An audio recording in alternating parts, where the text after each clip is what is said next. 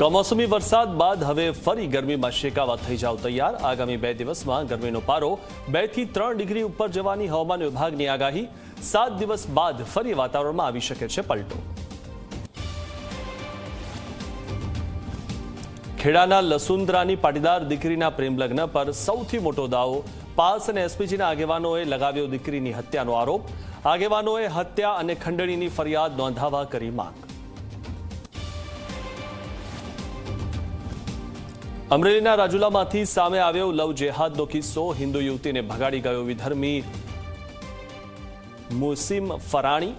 સુરત જવાનું કહીને નીકળેલી યુવતીએ વિધર્મી સાથેનો વિડીયો કર્યો જાહેર।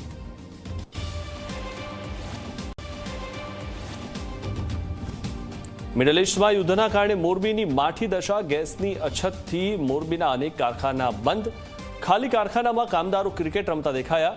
450થી વધુ કારખાનામાં હાલ તાળા લાગી ગયા।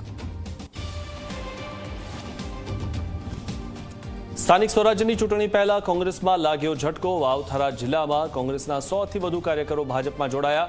ભાભર શહેર કોંગ્રેસના પૂર્વ પ્રમુખ સહિત અનેક આગેવાનો મંત્રી સ્વરૂપજી ઠાકોરની ઉપસ્થિતિમાં પહેર્યો કેસરીયો કેસ।